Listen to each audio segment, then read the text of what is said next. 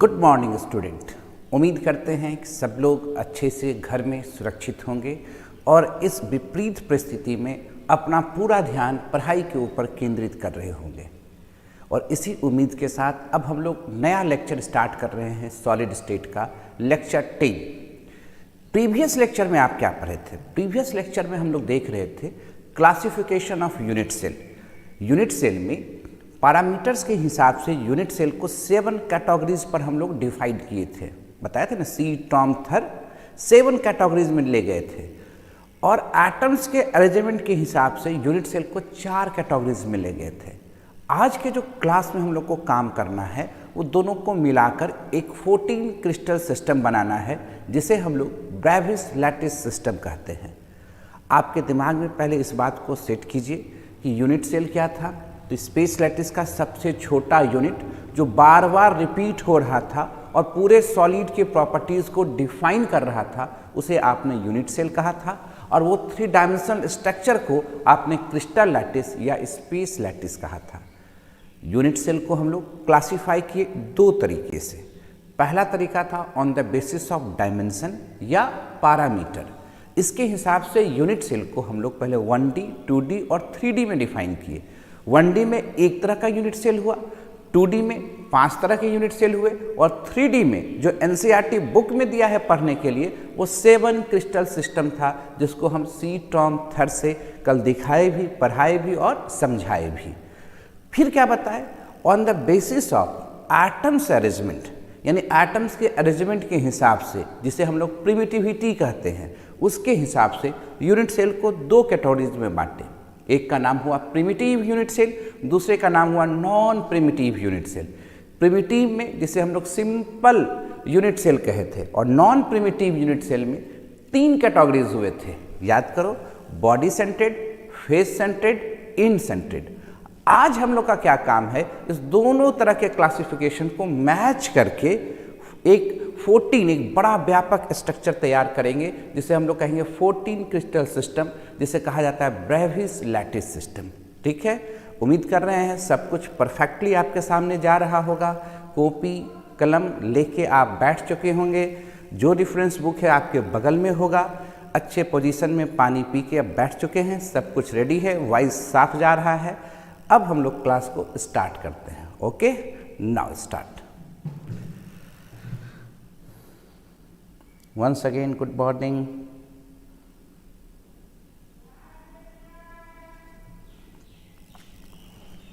चला जाए। अब दोनों क्लासिफिकेशन को हमें मैच करना है।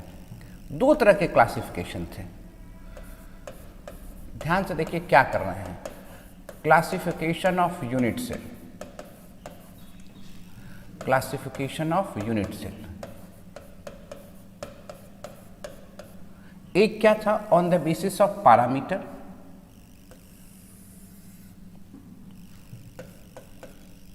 जिसे डायमेंशन के आधार पर भी कहे थे। On the basis of dimension या पैरामीटर, पैरामीटर्स। और जब आप अब 3D में देखे थे तो इसके हिसाब से यहां पर 7 क्रिस्टल सिस्टम आया था सी टॉम थर।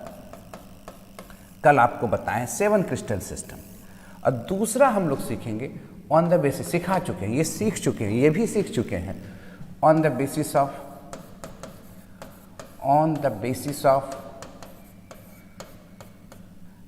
Atoms arrangement in unit cell, atoms arrangement in unit cell. और atoms arrangement in unit cell के आधार पर हम लोग 4 तरह के क्रिस्टल सीखे थे, प्रिमिटिव, नॉन प्रिमिटिव। इसी को कहते हैं ऑन द बेसिस ऑफ प्रिमिटिविटी। इसके आधार पर यूनिट सेल को 2 कैटेगरीज में बांटे थे, प्रिमिटिव, नॉन प्रिमिटिव। उससे हमें 4 तरह का, यानी टोटल 4 तरह के अरेंजमेंट आए थे। 4 टाइप्स ऑफ अरेंजमेंट आए थे। आज हम लोग को क्या करना है, इस दोनों तरह के क्लासिफिकेशन को मैच करके एक बड़ा क्रिस्टल सिस्टम तैयार करना है, जिसे हम लोग ब्रेविस लैटिस सिस्टम कहते हैं। इसे हम लोग क्या कहते हैं? ब्रेविस लैटिस सिस्टम कहते हैं। ब्रेविस लैटिस सिस्टम कहते हैं, जिसमें 14 क्रिस्टल सिस्टम आएगा। जिसमें क्या आएगा? 14 क्रिस्टल सिस्टम आएंगे।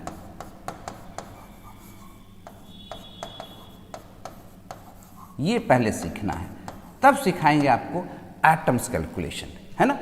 नोट कीजिए इसको।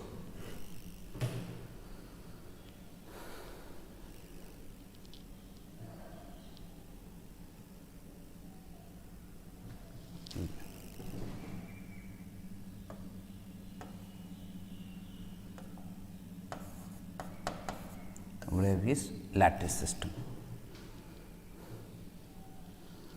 Once again good morning, जल्दी जल्दी उठते चलें।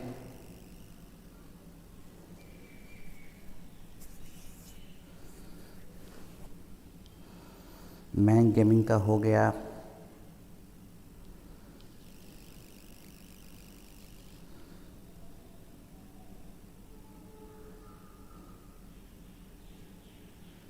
ठीक है, सालू सिवन, खुशबू गुप्ता, अभिषेक कुमार, सबका हो गया है।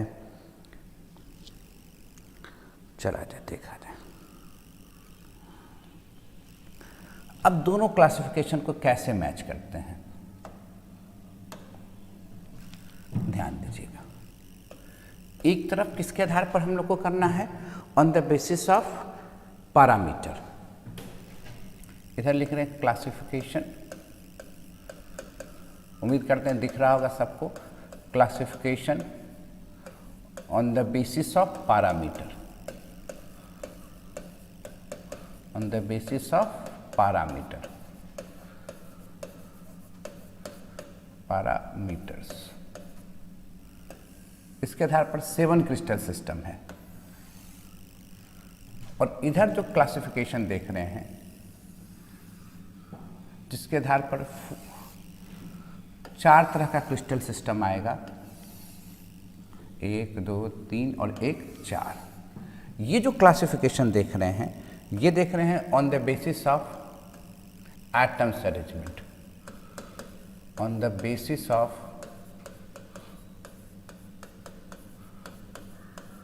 Atoms arrangement in unit cell,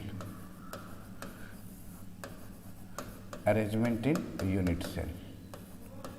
उम्मीद करें दिख रहा होगा, नहीं दिखेगा थोड़ा नीचे करेंगे पहले, ठीक है। On the basis of atoms arrangement in unit cell, इधर लिखे। Good morning, good morning. अब देखो इसके आधार पर एक क्या हुआ?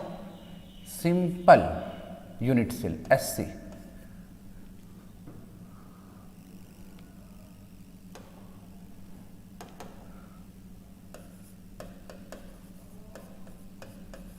सिंपल यूनिट सेल, जिसे प्रिमिटिव यूनिट सेल कहते हैं। उसके बाद क्या बताए थे? Body centred, BC, face centred, FC,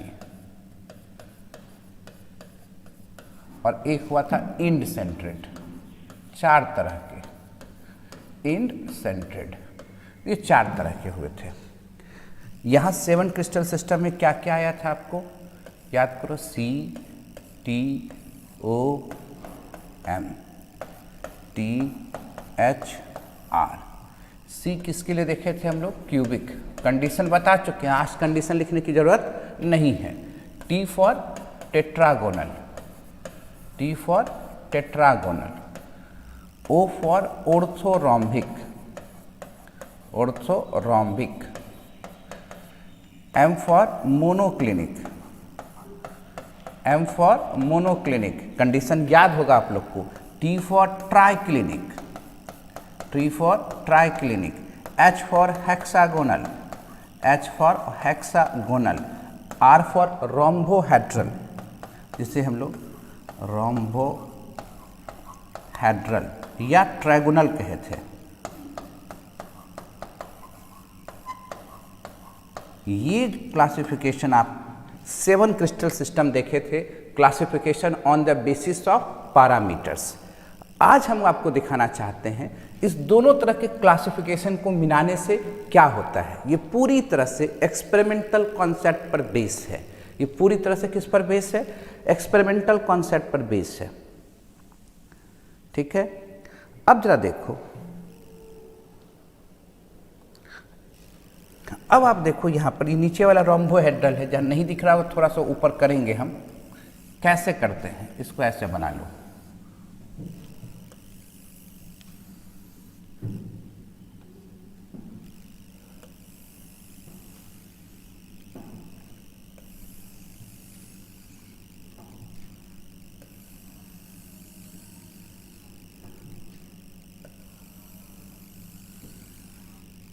ये लास्ट वाला है।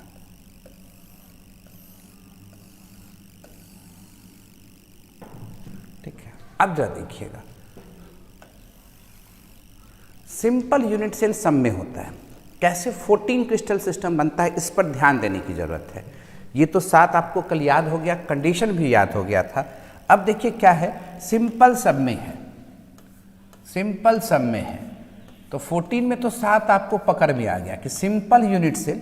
सिंपल यूनिट सेल मतलब प्रिमिटिव यूनिट सेल। प्रिमिटिव मतलब जहाँ सिर्फ कॉर्नर पर एटम्स होते थे। एटम कहाँ होते थे, सिर्फ कॉर्नर पर होते थे। दिख रहा है, सिंपल वाला तो सब में है। 7 क्रिस्टल सिस्टम तो हमको समझ में आ गया। जो सबसे ज़्यादा हम लोग को पढ़ना है वो पढ़ना है क्यूबिक। पूरा कहानी हमारा जो फोकस होगा वो कहाँ होगा, क्यूबिक पर। उसमें महज 3 क्रिस्टल सिस्टम होते हैं। एक का नाम होता है सिंपल क्यूब, दूसरे का नाम होता है BCC बॉडी सेंट्रेड क्यूब, और तीसरे का नाम होता है FCC फेस सेंट्रेड क्यूब। जरा देखो तो, सिंपल तो सब में है, प्रिमिटिव वाला बात तो सब में है, तो 7 तो ऐसे ही हो गए। और क्यूब में 3 तरह के अरेंजमेंट होंगे, सिंपल सहित बॉडी सेंट्रेड और फेस सेंट्रेड। 7 यह, 2 यह, 9 हो गए। बचे कितने, 5, तब ना 14 हो जाएंगे। एक बात याद रखना है कि जो ऑर्थोरोम्बिक सिस्टम होता है, ऑर्थोरोम्बिक सिस्टम होता है, इसमें चारों तरह के क्रिस्टल पाए जाते हैं, चारों तरह के क्रिस्टल पाए जाते हैं। तो आप क्या कर दीजिएगा, इसमें सब टिक कर दीजिए। अब देखो कितने हो गए, 7 तो यह हो गए, 3 तो यह हो गया, 7 3 10, 2 यह हो गए 12, बचे कितने, महज 2। अब इसको कैसे याद रखना है, ध्यान से देखिएगा। टेट्रागोनल में बॉडी सेंट्रेड होता है और मोनोक्लिनिक में इंड सेंट्रेड होता है। टेट्रागोनल में बॉडी सेंट्रेड होता है और मोनोक्लिनिक में इंड सेंट्रेड होता है। तो कितने हो गए, 14। अब इसको याद रखने का और आसान तरीका बताना है, बोले हाँ बता दीजिए सर, ज़्यादा अच्छा रहेगा, बाकी कहीं कुछ नहीं है। अब एक फॉर्मूला आपको याद रखवाते हैं, इसी को कहा जाता है ब्रेविस लैटिस सिस्टम। ये नहीं कि अपने मन से सब बना देंगे, सब में अगर सब होता, 7 कैटेगरीज ये है और 4 कैटेगरीज ये है, तो अगर पॉसिबिलिटीज़ पूछा जाता तो 7 गुना 4 28 पॉसिबिलिटीज़ था। पर एक्सपेरिमेंटली, हमारा ये थियोटिकल नॉलेज नहीं है, एक्सपेरिमेंटली ऑब्जर्वेशन से पता चला कि ये इतने 14 तरह के क्रिस्टल अभी नेचर में एग्जिस्ट करते हैं, तो वो हम लोग देख रहे हैं। अब जरा देखो क्या फॉर्मूला याद रखिएगा, ध्यान से देखो। क्यूब में कितना, 3, टेट्रागोनल में कितना, 2, ऑर्थोरोम्बिक में कितना, 4, मोनोक्लिनिक में कितना, 2, बाकी सब में 1 1 1। तो रोल नंबर क्या हुआ, 32 42 1 1 1। यही रोल नंबर है जब आप नीट का एग्ज़ाम देने जा रहे हैं, जब आप जेईई का एग्ज़ाम देने जा रहे हैं, तो यही आप समझिए कि आपका रोल नंबर है। कितने क्रिस्टल सिस्टम हो गए, 14 क्रिस्टल सिस्टम हो गए।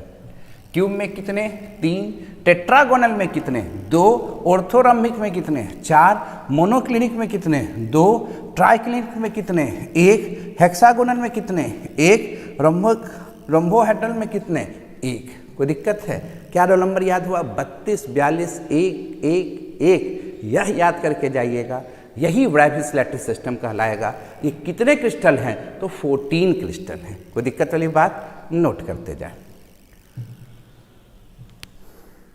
हाँ ठीक है, आधार कार्ड नंबर ही है आपका।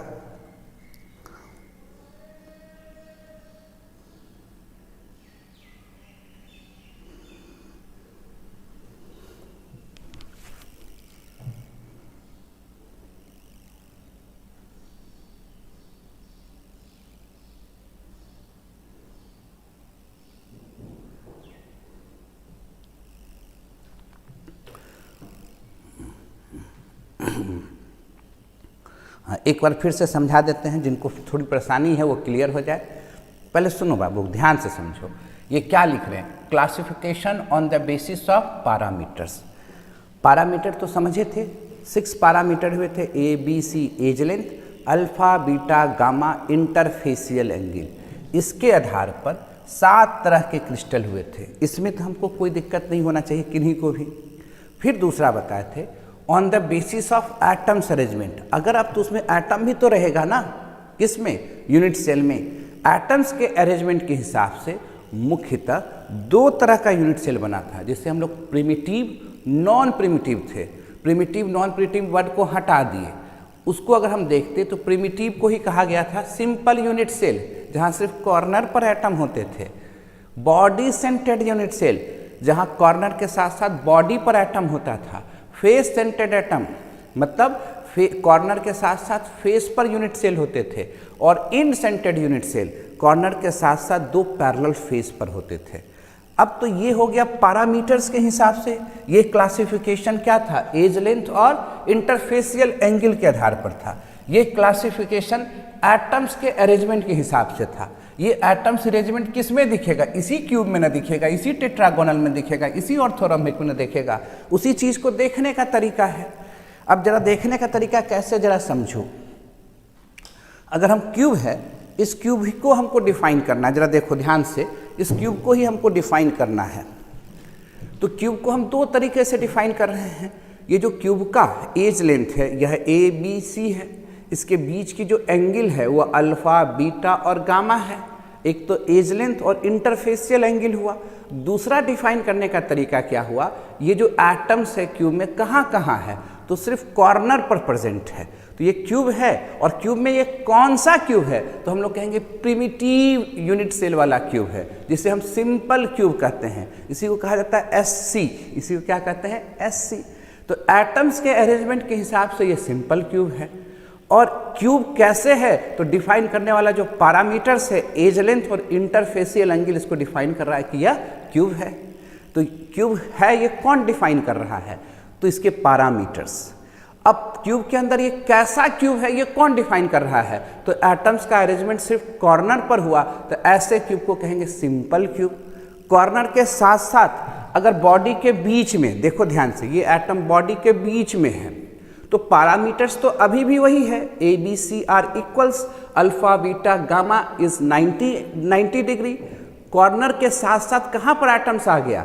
तो बॉडी के बीच में एटम्स आ गया। देख रहे हो, इसलिए से कहा जाता है बॉडी सेंटर्ड क्यूब, यानी BCC, body centred cube.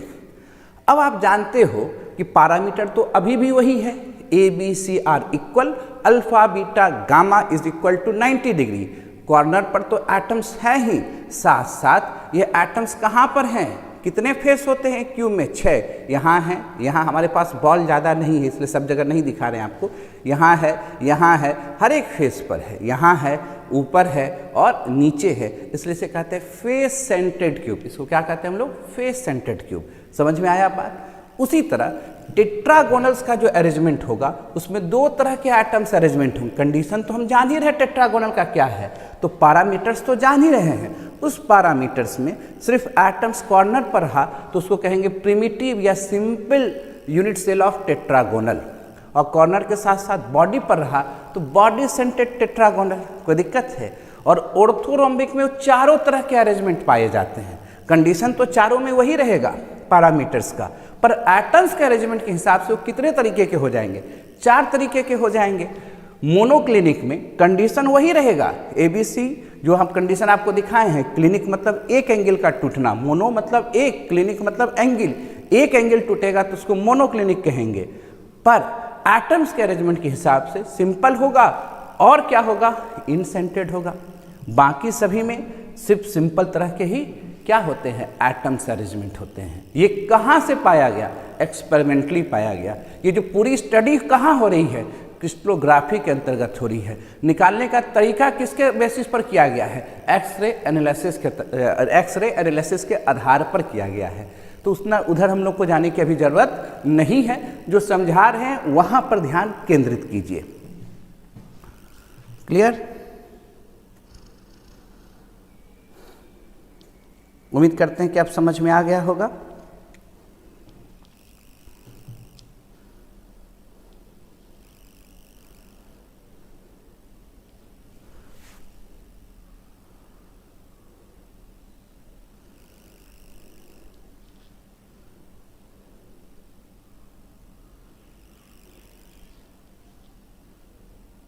Note कर लिया, समझ में आ गया? फिर से रिपीट करें। ये एक्सपेरिमेंटल है आंचल जी, हमारे मन से कुछ नहीं, हम बार बार यही बता रहे हैं कि एक्सपेरिमेंटली ऑब्जर्वेशन ऐसा हुआ। और फिर जब हम लोग कैलकुलेशन देखने लगेंगे, क्लोज पैकिंग करने लगेंगे, तब पता चलेगा कि भैया इसमें टेट्रागोनल में 2 ही क्यों है, तीसरा फिट करने में क्या परेशानी है। हम बार बार बता रहे हैं, होने की पॉसिबिलिटी 18 थी, हुआ 14। ये कहाँ कैसे हो रहा था? एक्सपेरिमेंटली ऑब्जर्वेशन पर बेस है। अब इसको हमको थ्योरेटिकल वे में समझाना पड़ेगा कि अगर ऐसा करते तो क्या कंडीशन होता, तब तो धीरे धीरे चीज़ें, कहानी बढ़ेगा ही, देखते चाहिएगा। ठीक है, समीर जी लिख लिए। अब जरा देखा जाए, अब पहले याद करने का तरीका क्या कर लिए हम लोग? सी टॉम थर, सी टॉम थर, ये जो 7 क्रिस्टल सिस्टम है वो किसके आधार पर है? पैरामीटर्स के आधार पर। ये 7 क्रिस्टल सिस्टम है पैरामीटर के आधार पर, मतलब ऐसे याद रखना है। 7 क्रिस्टल सिस्टम ये किसके आधार पर है? तो पैरामीटर्स के आधार पर है। ये पैरामीटर्स के आधार पर है, पैरामीटर्स के आधार पर है। अब इस पैरामीटर्स में आप क्या देख रहे हो? क्यूब में कितने अरेंजमेंट हैं? 3, 2, 4, 2, 1। ये दिमाग में रखने का तरीका है, 1, 1। अब ये जो अरेंजमेंट है ये किसके आधार पर है आपको? तो आप बता रहे हो कि ये अरेंजमेंट आपको एटम्स के अरेंजमेंट के आधार पर है। Atoms arrangement in unit cell. इन सभी को जोड़ रहे हैं तो क्या बन रहा है? तो आप कह रहे हो सर 14 क्रिस्टल सिस्टम बनना है, यानी दोनों क्लासिफिकेशन को एक साथ ले आए, क्रिस्टल सिस्टम बन रहा है। और इसी क्रिस्टल सिस्टम को एक नाम दे दिया गया, क्या? Brevis, Brevis lattice system. ये एक तरीका हो गया। अब हमको इसमें दिखाना है कैसे कैसे अरेंजमेंट है, और सबसे ज़्यादा बार पढ़ना है वो क्या पढ़ना है हम लोग को? क्यूबिक सिस्टम पढ़ना है। अब यहाँ पर एक होमवर्क दे रहे हैं, ध्यान से समझिएगा कैसे करना है काम। पहले लिख लीजिए इसको।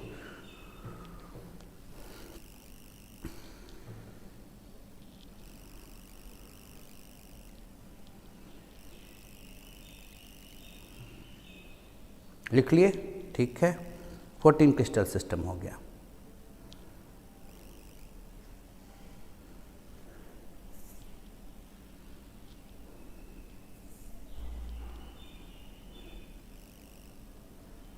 नोट कर लिया? आगे बढ़ें। वेरी गुड, नोटेड नोटेड, सब लोग तुरंत लिख लिए।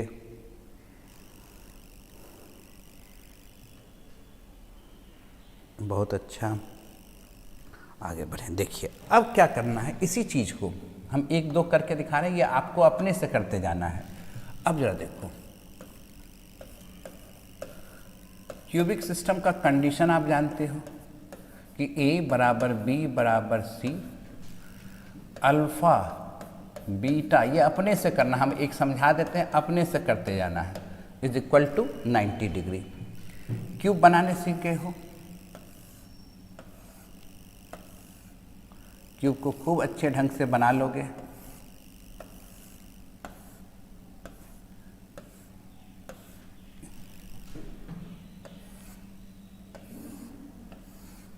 खूब आराम से क्यूब को बना जाओ। सबसे सिंपल चैप्टर है, सिर्फ ध्यान से देखते जाइएगा और किताबें पढ़ते रहिएगा, कहानी एकदम स्पष्ट होते रहेगी।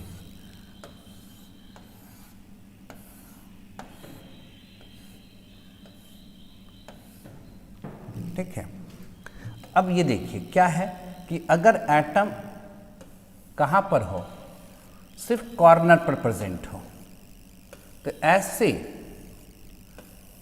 यूनिट सेल को हम लोग क्या कहेंगे? सिंपल क्यूब कहेंगे। ऐसे यूनिट सेल को प्रिमिटिव यूनिट सेल तो कहते ही हैं, प्रिमिटिव यूनिट सेल तो कहते हैं, पर ये किस में देख रहे हैं? क्यूब में देख रहे हैं, इसलिए इसका नाम जो हो जाता है वो होता है सिंपल क्यूब। इसको शॉर्ट फॉर्म में क्या लिखते हैं? एससी। तो दोनों चीज आ गया, पैरामीटर्स भी आ गया और एटम्स अरेंजमेंट भी आ गया, तो दोनों साथ मिल रहा है।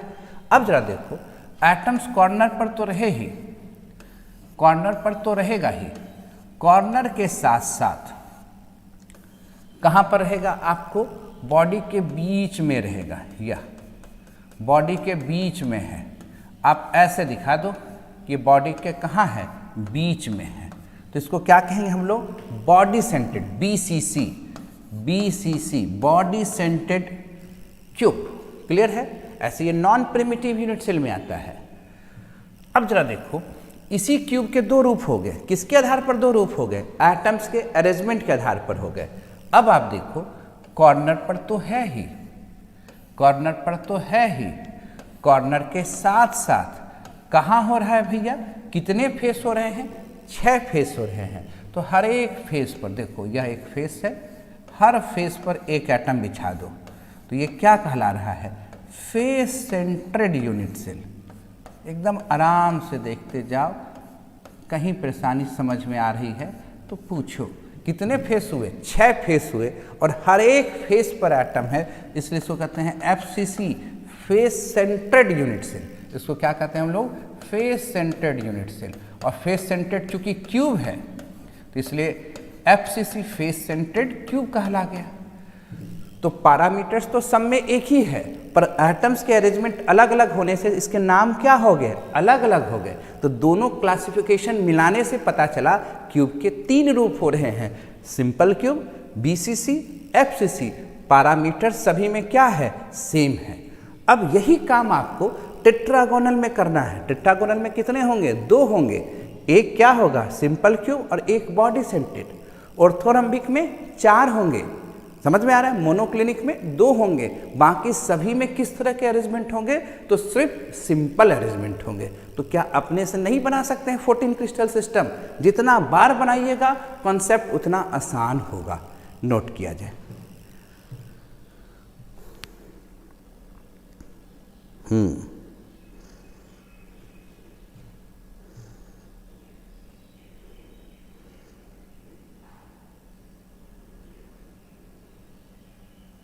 इंड सेंटेड नहीं होता है समीर जी इसमें। ये सभी एक्सपेरिमेंटल कॉन्सेप्ट है जो एक्सपेरिमेंटली हम लोग को ऑब्जर्व हुआ, इसीलिए तो आपको याद करने का तरीका बताए। सी टॉन्थर 32, 42, 1, 1। अब क्यों नहीं होता है? तो जब रेडियस कैलकुलेशन पढ़ने लगेंगे, क्लोज पैकिंग पढ़ने लगेंगे, इसके अरेंजमेंट को पढ़ने लगेंगे, तो कुछ ज़्यादा नॉलेज हम लोग का क्लियर होगा, है ना? चले, ठीक है, खूब बढ़िया से बना लीजिए, खूब बढ़िया से बना लीजिए। आगे बढ़ें।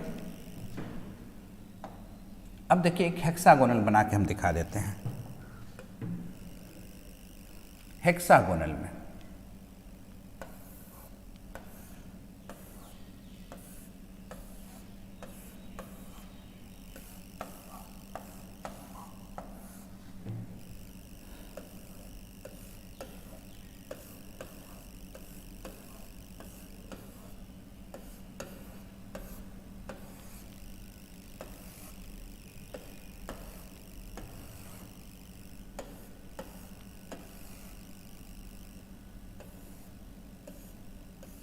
ये हेक्सागोनल है।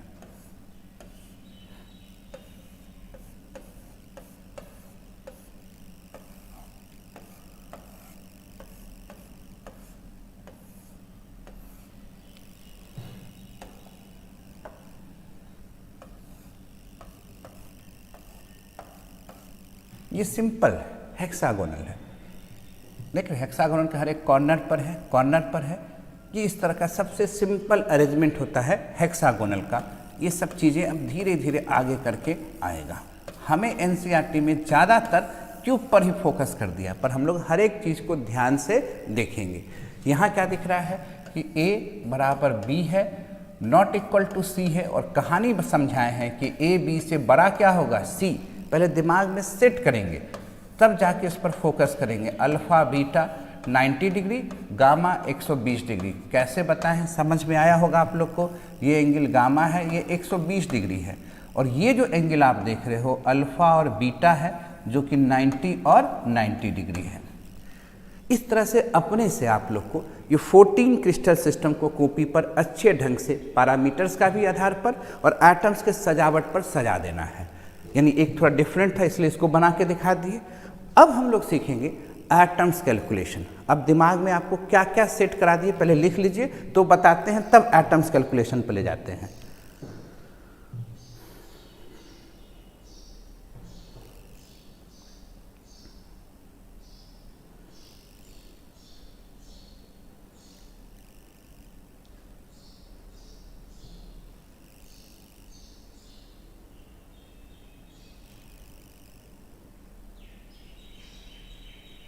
नोट कर लिया? ये क्यूब थोड़ा है, ये रहमान जी हेक्सागोनल है, तो क्यूब क्यों दिखेगा? ये हेक्सागोनल शेप है। Hexagonal unit cell, hexagonal unit cell में क्यूब क्यों दिखेगा? हेक्सागोनल यूनिट सेल है। चला जाए, आगे चला जाए। नोट कर लिया, वेरी गुड। अब हम लोग को इसी तरह से आपको बनाते चलना है। अब एटम्स कैलकुलेशन सिखा रहे हैं। क्या सिखा रहे हैं आपको? Atoms calculation. ध्यान से देखिएगा, हेडिंग दीजिएगा एटम्स कैलकुलेशन। यही से कहानी एकदम वीवीआई है, इंपॉर्टेंट हो गया। Atoms calculation in unit cell. तो पहले क्यूब में देखने की कोशिश करेंगे, क्यूबिक फॉर्म टाइप में। Atoms calculation in unit cell. देखिए कैसे कैलकुलेट करते हैं atoms calculation in unit cell. ध्यान से देखिएगा, अगर कहाँ कहाँ एटम्स हो सकता है। अगर आप क्यूब में देख रहे हैं एटम्स कहाँ कहाँ हो सकता है और हमको कैसे कैलकुलेट करना, उसी की कहानी अब सीखनी है। ध्यान से देखिए, एटम कहाँ होगा? तो ये इस कॉर्नर पर हो सकता है। अब इस कॉर्नर पर एटम है तो इसका एक क्यूब में, इस यूनिट सेल में कितना योगदान है ये सीखना है। एटम्स कहाँ हो सकता है? तो फेस पर हो सकता है। ये फेस वाला एटम्स का इस यूनिट सेल में कितना कंट्रीब्यूशन है यह सीखना है। एटम्स कहाँ हो सकता है? बॉडी के बीच में हो सकता है। यहाँ बॉडी के बीच में है, बॉडी सेंट्रेड। इसका कंट्रीब्यूशन कितना है एक यूनिट सेल में, ये सीखना है। समझ रहे हैं? ये कॉर्नर वाला एटम है, कॉर्नर एटम्स है। ये कहाँ है? फेस सेंट्रेड एटम है, फेस सेंट्रेड एटम है। ये कहाँ है? बॉडी सेंट्रेड एटम है, बॉडी सेंट्रेड एटम है। और ये कहाँ पर है? ध्यान से देखो, ये जो है ना एज सेंट्रेड, एज पर है, एज सेंट्रेड एटम है। ठीक है, पहले एक बात और जान जाओ, क्यूब की पूरी कहानी जाने रहो। क्यूब में क्या जाने रहो? क्यूब में होता क्या है? तो आप एकदम ध्यान से रखोगे, 12 एज होता है। कितने एज होते हैं? ये जो एज देखोगे ये 12 होते हैं। करके देख लो, 4 ऊपर 4 नीचे या 4 खड़ा है, 12 एज होते हैं। फेस कितने होते हैं? तो आप कहोगे जो फेस होते हैं वो 6 होते हैं। एज कितने? 12, फेस कितने? 6। कॉर्नर कितने? तो कॉर्नर कहोगे 8। कॉर्नर कितने होते हैं? 8। देखो कोना कितना हो सकता है? 1 2 3 4 5 6 7 8। ठीक है, और डायगोनल्स कितने खींच सकते हैं? तो आप कहोगे कि डायगोनल हम लोग इसमें 4 खींच सकते हैं। तो अगर डायगोनल खींचने की बात आता तो डायगोनल कितने हो सकते थे? 4 हो सकते थे। क्लियर? हम लोग को सीखना क्या है? Atoms calculation in unit cell. यानी अगर कॉर्नर पर एटम पड़ा हुआ है तो उसका एक यूनिट सेल में कितना कंट्रीब्यूशन होगा। फेस पर एटम पड़ा हुआ है तो उसका एक यूनिट सेल में कितना कंट्रीब्यूशन होगा, बॉडी पर एटम पड़ा हुआ है तो उसका एक यूनिट सेल में कितना कंट्रीब्यूशन होगा, अगर एज पर एटम पड़ा हुआ है तो उसका एक यूनिट सेल में कितना कंट्रीब्यूशन होगा, यही सिखाना हमारा काम है। पहले नोट कीजिए, कैसे सिखाते हैं वो देखिए।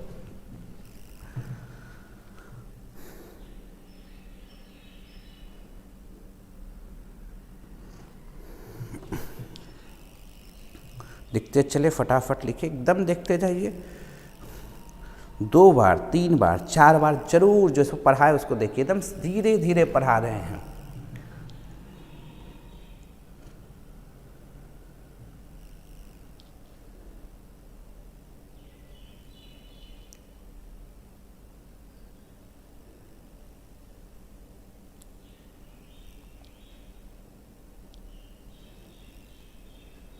कहीं कोई दिक्कत वाली बात, एकदम आराम से देखते जाइए, कहीं कहीं दिक्कत है तो पूछते जाना है।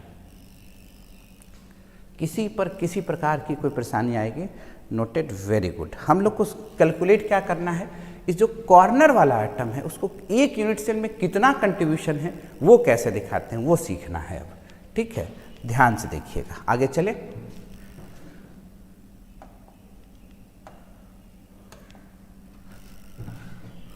अब ये देखोगे, ध्यान से देखना शुरू करना, देखो अपने आप आ जाएगा कॉर्नर वाला एटम के बारे में।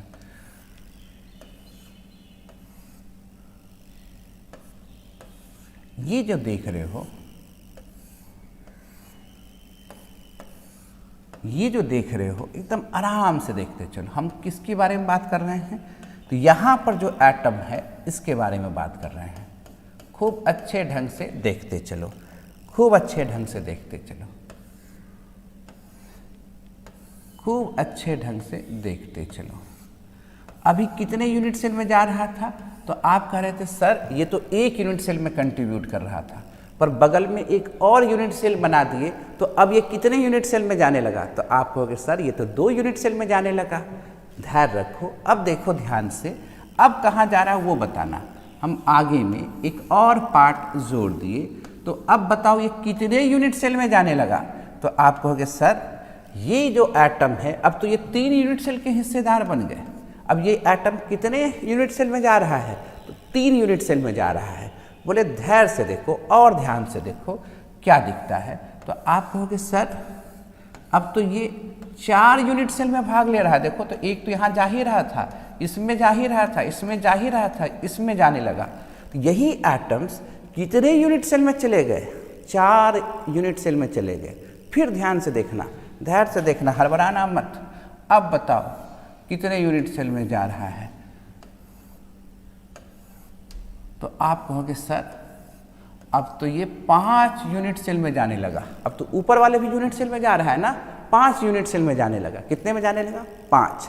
बोले फिर से देखो इस यूनिट सेल का भी कंट्रीब्यूशन है। अब देखो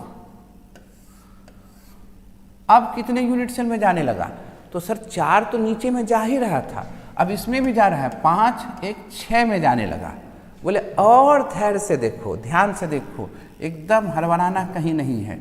अब कितने यूनिट सेल में जाने लगा, तो आप करें सर ये तो 4 नीचे में जा ही रहा था, 3 ऊपर, 4 3 7। फिर ध्यान से देखो, हम जो बताना चाहते हैं एकदम खूब अच्छे ढंग से देखते जाओ। अब कितने यूनिट सेल में जा रहा है, तो आप कह रहे सर 8 यूनिट सेल में जा रहा है। क्या भूल भुलैया में फंस गए, पीछे जाना, फिर वीडियो आगे करके देखना, तुमको पता चलेगा कि कैसे 1 से 2, 2 से 3, 3 से 4, 4 से 5, 5 से 6, 6 से 7, 7 से 8, यानी कॉर्नर वाला एटम 8 डिफरेंट यूनिट सेल में पार्टिसिपेट कर रहा है। तो एक यूनिट सेल में उसका 1/8 हिस्सा न भाग लेगा। बात समझ रहे हो, यानी ये जो कॉर्नर वाला एटम है कितने यूनिट सेल में पार्टिसिपेट कर रहा है, this participate in 8 different unit cell, so its contribution in 1 unit cell is just 1/8 part. इसलिए उसका एक यूनिट सेल में जो कंट्रीब्यूशन होगा वह 1/8 होगा। ठीक है,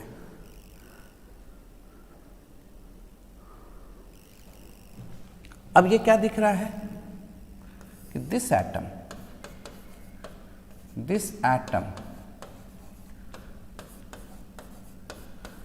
contribute in 8 different unit cell, 8 different unit cell। कितने में कंट्रीब्यूट करेगा? 8 डिफरेंट यूनिट सेल में कंट्रीब्यूट करेगा। This atom contribute in 8 different unit cell, so its contribution in 1 unit cell is 1/8 part। And this atom contribute in 8 different unit cell, so its contribution in 1 unit cell is 1/8 part। 1/8 part. कितना part हो जाएगा? 1/8 part हो जाएगा। ठीक है, उम्मीद करते हैं ये बात सबको समझ में आया होगा।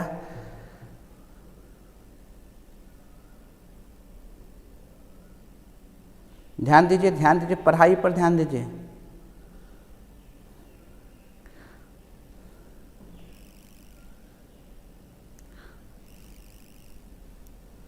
सॉलिड स्टेट चल रहा है, फॉर क्लास 12 चल रहा है। देखिए, कभी भी आप लोग किसी भी तरह के चैट में अपने आप को इन्वॉल्व मत कीजिए। कुछ लोग पढ़ने के ख्याल से नहीं आते हैं, इस बात को समझिए। ये सोशल प्लेटफॉर्म है, इस पर कोई भी आ सकता है और वो आपको डिस्टर्ब कर सकता है, इसलिए दिमाग थोड़ा सा भी तो लगाओ। क्यों कर रहा है, काहे कर रहा है, क्यों करना चाहता है, ये सब चीज़ें तो आपको खूब अच्छे से आना चाहिए। तो क्यों उसमें उलझ रहे हो भैया? हम लोग का जो काम है करो ना, उसका जो काम है करने दो, तुम अपने काम में रहो, सब कुछ सही रहेगा। ध्यान दो। चले, अब ये तो लिख लिया आप लोगों ने। अब आते हैं, देखिए कैलकुलेट करके दिखाते हैं सिंपल क्यूब में।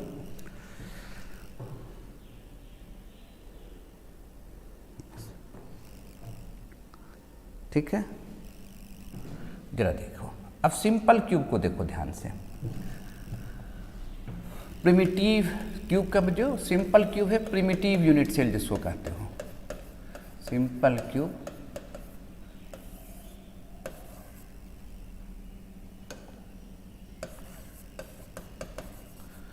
प्रिमिटिव यूनिट सेल एकदम खूब अच्छे ढंग से आएगा। जरा देखो,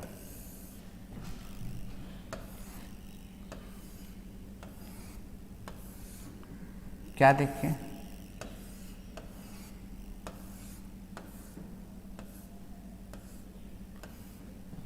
कहाँ रहता है एटम? तो आपका रेसर कॉर्नर पर एटम है।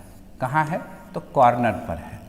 अब ये बताओ, हर कॉर्नर का, एक कॉर्नर का कंट्रीब्यूशन कितना है? 1/8। एक कॉर्नर का कंट्रीब्यूशन कितना है? 1/8। यानी एक एटम को कितने हिस्से में बांटेंगे? तो आपका रहे 8। 8 कैसे करेंगे? तो देखो, आधा हुआ, 1/4 हुआ। अब देखो तो कितना हो गया? 1 2 3 4 5 6। अब देखो तो कितना हो गया? 1 2 3 4 5 6 7 8। ये एक हिस्सा हुआ, बस इतना ही भाग ले रहा है, यही 1/8 हुआ। ये इतना ही पार्ट इसका यहाँ पर है, 1/8 ये वाला पार्ट। यानी कितने कॉर्नर हैं? तो आप करें 8 कॉर्नर है, और हर एक कॉर्नर की तो दशा क्या है कि इसका एक एटम का 1/8वां भाग ही एक यूनिट सेल में कंट्रीब्यूट कर रहा है। तो क्या कहेंगे? Only 1/8 part of this atom contribute in 1 unit cell, 1 unit cell। यानी हर कॉर्नर वाले का, यानी जो भी कॉर्नर है उसका कितना भाग ले रहा है? 1/8 पार्ट। तो कहानी क्या बन रहा है कि जब भी हमको एटम्स कैलकुलेशन करना होगा तो number of atoms in simple cube SC, तो क्या होगा? NC गुना 1/8। NC क्या है? NC दिखा रहा है नंबर ऑफ कॉर्नर, क्योंकि कॉर्नर वाले एटम का कंट्रीब्यूशन कितना है? 1/8 है। ठीक है, जितना कॉर्नर होगा उसका 1/8 ही हिस्सा ना भाग लेगा, इसलिए यहां पर जो एटम्स आप देख रहे हो, number of atoms in one simple cube is equal to 8 corner, 8 का हर एक का हिस्सेदारी 1/8, इसलिए कितने एटम हुए? 1 एटम हुए। यानी पूरे सिंपल क्यूब में हर एक एटम का 1/8वां भाग जोड़ दें तो कुल मिला के कितने एटम हो सकते हैं? तो 1 एटम हो सकते हैं। कितने एटम हो सकते हैं? 1 एटम, क्योंकि 1 एटम का 1/8 ही हिस्सा है ना, तो सर एक जगह 1/8 हिस्सा है, तो सभी हिस्सा को जोड़ देंगे तो कंप्लीट कितने एटम कह सकते हैं उसको? तो 1 एटम कह सकते हैं। समझ रहे हैं बात को? पहले नोट कीजिए। हाँ ठीक है, खूब अच्छे ढंग से देखिए, फिर से समझा देते हैं। एकदम सही है, वेरी गुड, बहुत अच्छे ढंग से आ रहा है।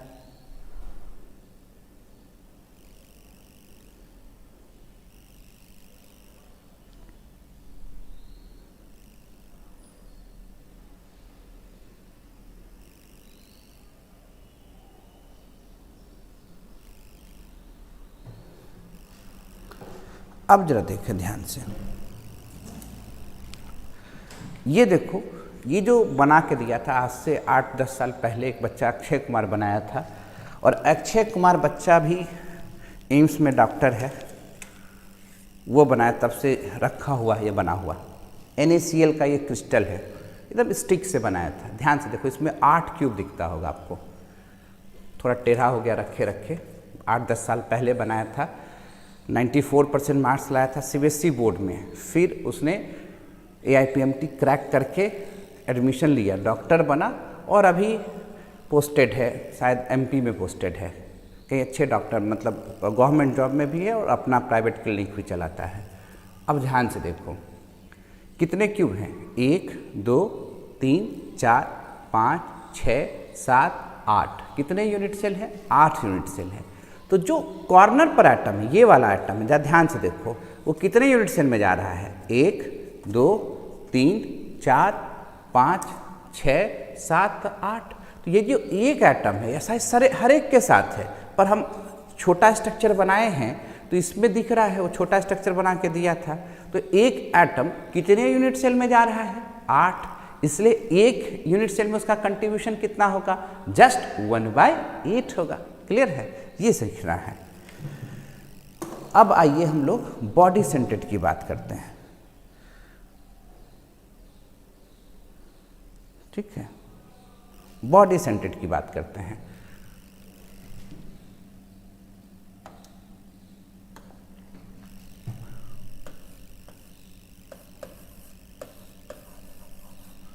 बॉडी सेंटर्ड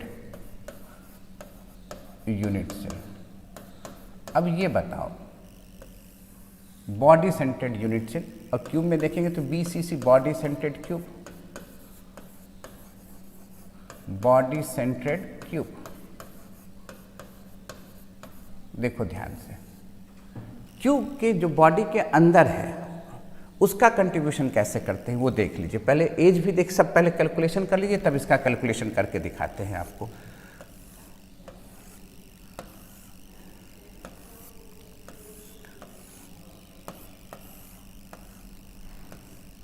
एकदम ध्यान रखिएगा, कहाँ पर एटम, बॉडी सेंटर्ड बनाने में तो बहुत आसान है, कॉर्नर पर तो एटम रहेगा ही, कॉर्नर के साथ साथ बॉडी के बीच में एटम डाल देंगे, यहाँ पर डाल देंगे, है ना।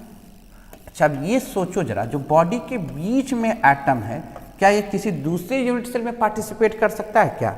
जो बॉडी के बीच में है, ध्यान से देखो, ये क्यूब दिख रहा है और इस क्यूब के बीच में ये एटम है, बॉडी के बीच में ये एटम है, दिख रहा है। तो जो बॉडी के बीच वाला एटम है वो किसी दूसरे यूनिट सेल में नहीं जा सकता है, क्योंकि इसके एकदम सेंटर पर है, इसके एकदम सेंटर पर है। तो इस बात को हमेशा दिमाग में सेट रखेंगे कि जो किसी भी यूनिट सेल के बॉडी पर जो एटम होते हैं वो दूसरे यूनिट सेल में कंट्रीब्यूट नहीं करते हैं, वो एक ही यूनिट सेल का हिस्सा होते हैं, है ना।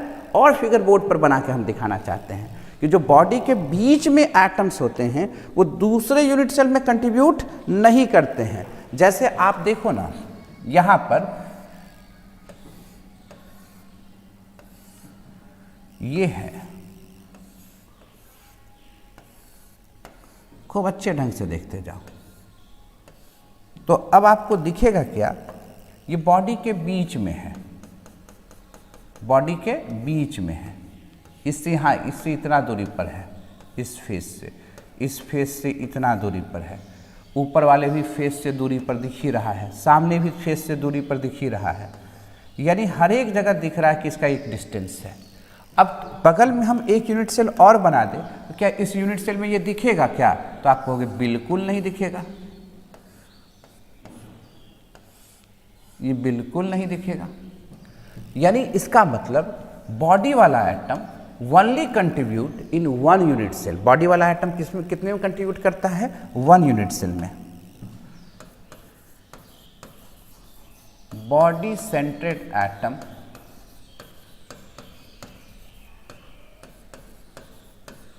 contribute in only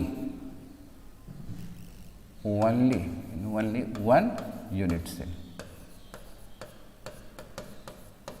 body centred atom किस में कंट्रीब्यूट करता है, सिर्फ ओनली वन यूनिट सेल में कंट्रीब्यूट करता है।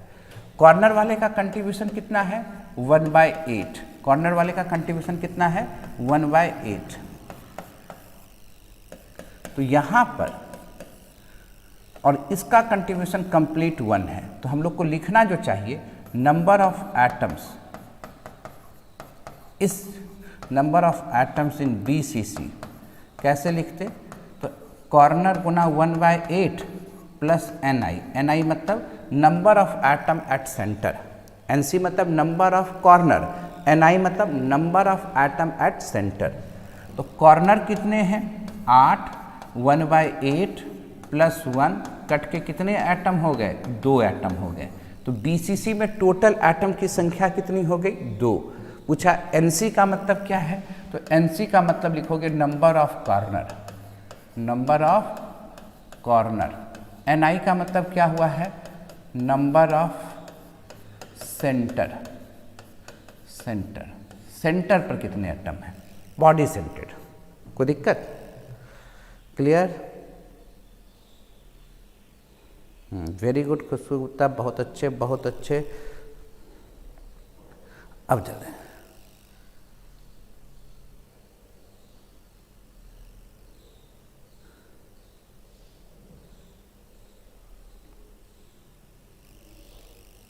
वेरी गुड साक्षी जी, बहुत अच्छे बहुत अच्छे। अब जरा देख ले फेस वाला और एज वाला कैसे होता है, तुरंत हो जाएगा, नोट कर लीजिए, तुरंत हो जाएगा।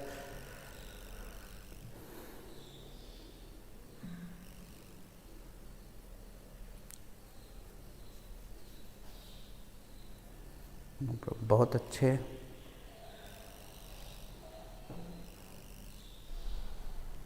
ठीक है। फेस सेंटेड में 4 होगा, बहुत अच्छी, ये बात एकदम सही समझ रहे हैं, एकदम आराम से चल रहे हैं, कहीं पर भी हम आपको हड़बड़ी नहीं दिखा रहे हैं, ठीक है। पहले फेस वाला आइटम समझ जाए, फेस वाले आइटम को समझिए और एज वाले आइटम को।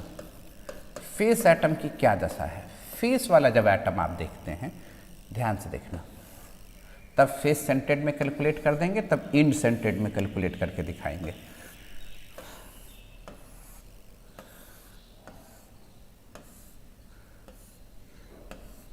देखो ये फेस है, मान लो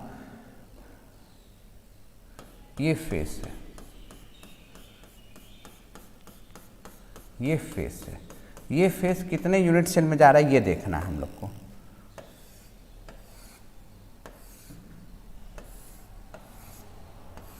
ये जो एटम्स है कितने यूनिट सेल में जा रहा है, तो आपको अगर 2 यूनिट सेल में जा रहा है, एक इधर जा रहा है और एक इधर जा रहा है, 2 यूनिट सेल में जा रहा है।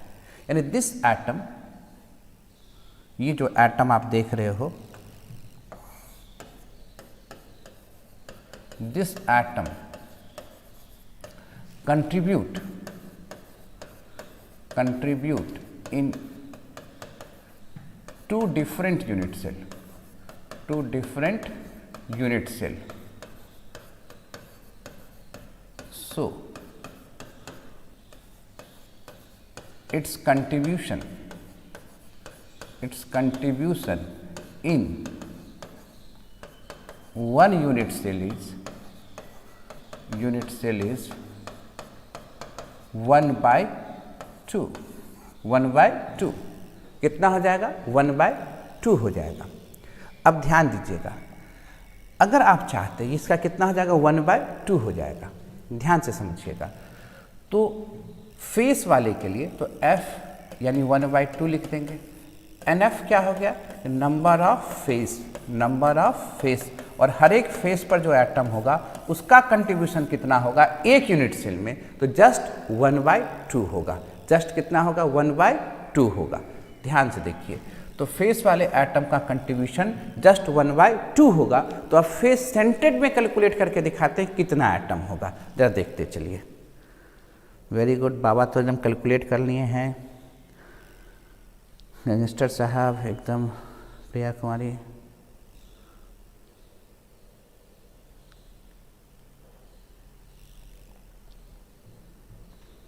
ठीक है, जस्ट लिख लिए, तुरंत आगे बढ़ें। नोट कर लिया, वेरी गुड, तुरंत हो जा रहा है, तुरंत कैलकुलेट कर देंगे इस चीज़ को। जिनको भी हर बारी दिखेगा, देखो हम लास्ट ईयर भी पढ़ाए थे और यूट्यूब पर भी पढ़ा के सॉलिड स्टेट छोड़े हुए हैं। आप देखिएगा 18 लेक्चर में पूरा सॉलिड स्टेट पढ़ा चुके हैं। वहाँ पर अभी जो 4 या 5 लेक्चर में पढ़ा रहे होंगे वो अभी हम 10 लेक्चर में लाए हैं। इसका मतलब जो कि धीरे धीरे लेके चल रहे हैं, कि आपके हिसाब से लेके चल रहे हैं, ज़्यादा फोकस करते हुए लेके चल रहे हैं। आपको हरवरी में देखना है तो आप तुरंत देख लीजिए, वहाँ तो पढ़ा हुआ दिखेगा ही। फेस सेंटेड इसीलिए ओपन रख दिए हैं यूनिट सेल,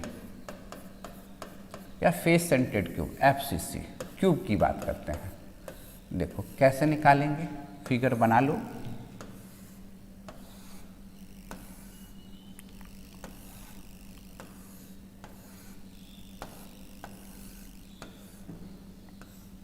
खूब अच्छे ढंग से फिगर बना लो। फिगर बना के कॉर्नर पर तो एटम है, रख ही दो। कॉर्नर पर जो है उसको तो रख ही दो। कॉर्नर के साथ साथ हर एक फेस पर है, कॉर्नर के साथ साथ हर एक फेस पर है। खूब अच्छे ढंग से करते चलो भाई, खूब अच्छे ढंग से लिखते चलो भाई, खूब अच्छे ढंग से इसे लिख लो। अब एटम्स कैलकुलेट करना है, तो जब एटम्स कैलकुलेट करना है तो number of atoms in FCC तो कैसे लिखोगे? तो कॉर्नर का 1/8, फेस का 1/2। अगर सेंटर पर रहता तो NI लिखते, तो सेंटर तो है नहीं। कितने कॉर्नर हैं? तो 8, और हर एक कॉर्नर का कंट्रीब्यूशन 1/8। हर एक कॉर्नर वाले का कंट्रीब्यूशन कितना कहोगे? 1/8। हर एक कॉर्नर वाले का कंट्रीब्यूशन 1/8, हर एक कॉर्नर वाले का कंट्रीब्यूशन 1/8, और हर एक फेस वाले का कंट्रीब्यूशन कितना कहोगे? हाफ। हर एक फेस का कंट्रीब्यूशन 1/2, और इसका कंट्रीब्यूशन कितना है? 1/8। फेस कितने थे? 6, और हर एक का कंट्रीब्यूशन हाफ। तो 1 + 3 = 4 एटम। कितने एटम हो गए? 4। तो NC का मतलब क्या हो गया? ध्यान देना है, NC का मतलब हो गया number of corner atom. F का हो गया नंबर ऑफ फेस, सब जगह एटम होगा उसी की संख्या लेना है। NI number of centre. तो यानी सिंपल क्यूब में 1 एटम, BCC में 2 एटम, और FCC में 4 एटम। थोड़ा ईज वाला कैलकुलेशन करके दिखा दे, तुरंत हो जाएगा। बस लास्ट ही हो जा रहा है, कैलकुलेशन है। आर्यन मलिक लिखा जाएगा, सब लिखा जाएगा। हम हिंदी के नोट्स प्रोवाइड हो जा रहे हैं आपको। जिस हिंदी वाले बैच में जाइएगा वहाँ पर हिंदी का नोट्स PDF फॉर्मेट में मिल जाएगा। कहाँ पर? ऐप में। हिंदी वाले बैच में जाइएगा, हिंदी वाले जिनको भी होगा, आपको जो नंबर है उस पर व्हाट्सअप कीजिएगा, उसको हम जोड़ देंगे हिंदी वाले बैच में। वहाँ PDF फॉर्म में मिल जाएगा आपको। हर एक चीज़ जो समझा रहे हैं उसको हिंदी में मिल जाएगा, इसलिए घबराना नहीं है। ठीक है, ध्यान दें पढ़ाई पर ज़्यादा। more focus in class.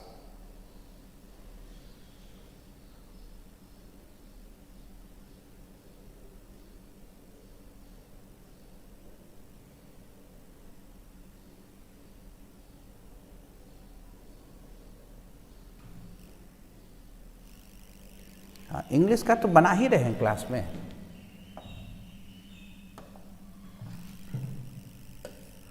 अब जरा देखिए, इंग्लिश का भी मिल जाएगा बाबा, इंसेंटेड यूनिट सेल। इंसेंटेड पहले सॉरी पहले एज पर रहेगा, तो उसका कैसे कंट्रीब्यूशन करेंगे ये बता दें। एज एटम, इसको समझ ले, तब यहीं पर आज लास्ट पॉइंट करेंगे, बाकी कहानी इसकी कल होगी। एज पर कोई एटम है, जरा देखोगे ध्यान से, एज पर है, घर में देखते हो, अगर आपको कहीं कंफ्यूजन हो तो रूम में बैठे रहो। सबका घर तो स्क्वायर से ही बना रहता है, कॉर्नर जो पिलर होता है उसके पिलर के कॉर्नर वाले एटम को देखो, उससे कितना रूम बना सकते हो वे सोचो। फिर देखो खिड़की, एक दो रूम कनेक्टेड है, उसके बीच में खिड़की है, तो खिड़की दोनों रूम के लिए हो रहा है कि एक रूम के लिए हो रहा है, तो आप कहोगे दोनों रूम के लिए हो रहा है। उसी तरह एक घर के बीच में लगा हुआ बेड, अगर उस घर के बीच में है तो दूसरे रूम में वो नहीं जाएगा, दूसरे रूम का वो बेड नहीं होगा, वो उसी रूम का बेड कहलाएगा। तो बेड चूंकि रूम के अंदर है इसलिए उसका कंट्रीब्यूशन उसी रूम में है। खिड़की चूंकि दोनों रूम के एक कॉमन वॉल पर है इसलिए खिड़की दोनों रूम का कहला रहा है। कॉर्नर वाले दीवार पर जो कोई कॉर्नर है वो नीचे के चारों रूम और ऊपर के भी चारों रूम को कनेक्ट कर रहा है, तो कॉर्नर को कहेंगे कि वो 8 रूम का एक स्तंभ खड़ा है ना। ऐसे भी सीख सकते हो। उसी तरह अभी हम तो देख रहे हैं कि ये जो एज है, एज पर एटम जो है वो कहाँ कहाँ जा रहा है वो हमको समझाना है। तो हम कैसे समझाएंगे कि ऐसे बना लेंगे,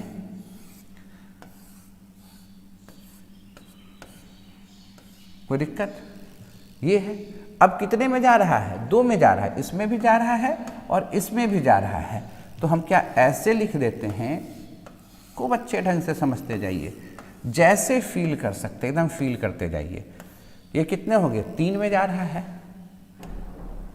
अब ये जो देख रहे हो, अरे ये क्या हो गया, सॉरी गलती से क्या उड़ गया जी,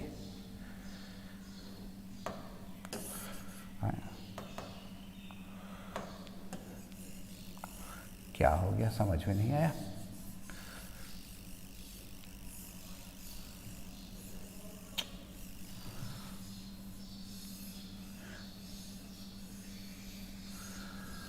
फिर से समझने की कोशिश कीजिए। कुछ हो गया टेक्निकली, थोड़ा सोचे, थोड़ा जल्दी बताए, जल्दी में। ये देखो,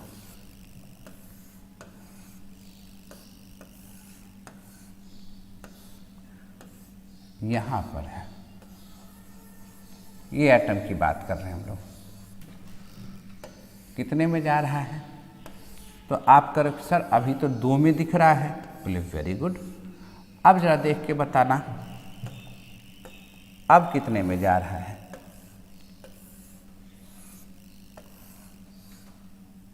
अब कहोगे सर अब तो दिख रहा है कि 3 में जा रहा है। देखो इसमें भी जा रहा है, इसमें भी जा रहा है, इसमें भी जा रहा है। अब बोलेंगे अब कितने में जा रहा है, तो आप बोलोगे सर ये तो अब 4 में जा रहा है। तो जो एज पर है, कितने एज होते हैं? 12 एज होते हैं। एज पर जो एटम होता है वो 4 यूनिट सेल का 4 डिफरेंट यूनिट सेल में पार्टिसिपेट करता है, इसलिए एक यूनिट सेल में कंट्रीब्यूशन जस्ट 1/4 होता है।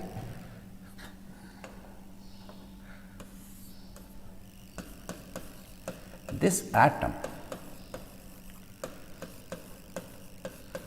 contribute in 4 different unit cell. So its contribution in 1 unit cell,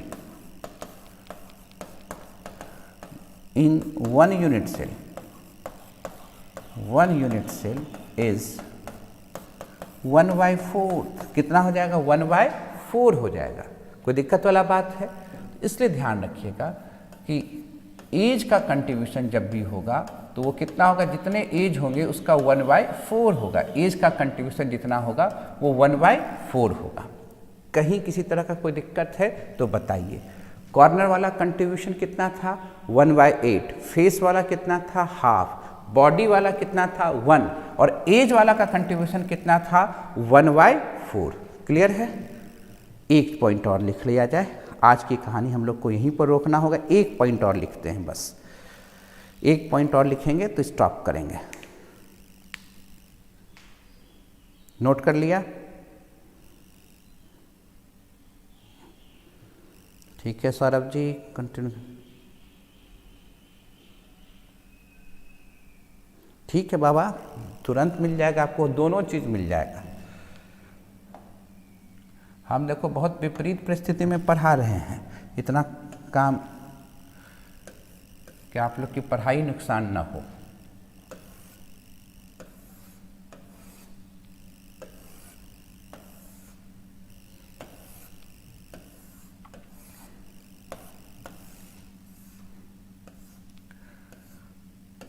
अब जरा देखो, ध्यान से देखो, ये कॉर्नर है, कंट्रीब्यूशन 1/8।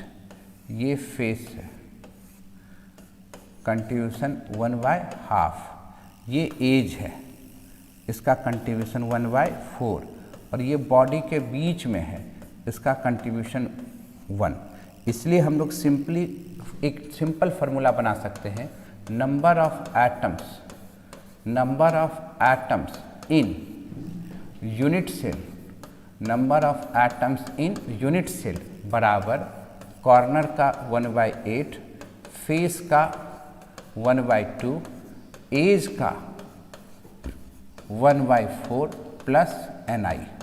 और इसको और सरल भाषा में लिख सकते हैं, corner 8, face 2, edge 4 plus Ni, ऐसे भी लिख सकते हैं। ठीक है। NC का मतलब हो गया नंबर ऑफ कॉर्नर, NC का मतलब हो गया नंबर ऑफ कॉर्नर, NF का मतलब हो गया number of face, number of face एकदम याद हो गया होगा जितना बार लिखे हैं, नंबर ऑफ एज, और कितने एज होते हैं क्यूब में अब देख चुके हो। Ni का मतलब नंबर ऑफ सेंटर। खूब आराम से लिखते जाइए। अब यही फार्मूला बार बार यूज करेंगे। किसी यूनिट सेल में एटम कैलकुलेट करना होगा तो जितना एटम कॉर्नर पर होगा उसका कंट्रीब्यूशन 1/8 लेंगे, जितना एटम फेस पर होगा उसका कंट्रीब्यूशन हाफ लेंगे, जितना एटम एज पर होगा उसका कंट्रीब्यूशन 1/4 लेंगे, सेंटर पर होगा उसका कंट्रीब्यूशन 1 लिखेंगे। कल दिखाएंगे कि 2 मार्क्स का क्वेश्चन प्रायः बोर्ड एग्जामिनेशन में और कभी कभी कॉम्पिटिटिव एग्जामिनेशन में पूछता है इस एटम के कैलकुलेशन से। खाली ये नहीं आएगा 1 2 3, देखिएगा किस तरह का क्वेश्चन आता है। क्वेश्चन सजाएंगे तो और मजा आएगा। तो आज हम लोग यहीं पर रुकेंगे, थोड़ा सा टाइम से ऊपर चले गए हैं, कभी कभी हो जाता है, उसके लिए आप क्षमा चाहते हैं कि आपका दूसरा क्लास भी होगा। आप लोग शाम में रेडी रहिएगा GOC के साथ। GOC बैकबोन है, 11th 12th छोड़ दीजिए, पूरे ऑर्गेनिक केमिस्ट्री की रीढ़ की हड्डी है, वो मजबूत हो गया। हर एक चैप्टर में ही GOC है, कोई ऐसा चैप्टर नहीं है जिसमें GOC नहीं है। इसलिए उसको छोड़ना, इग्नोर करना, ध्यान नहीं देना आपको नुकसान दे देगा, आपकी पढ़ाई कमज़ोर कर देगा। इसलिए मजबूती से पढ़ें, घर में रहें, लक्ष्मण रेखा खींचे और सुरक्षित रहें। आज के लिए इतना ही, मिलेंगे कल शाम में।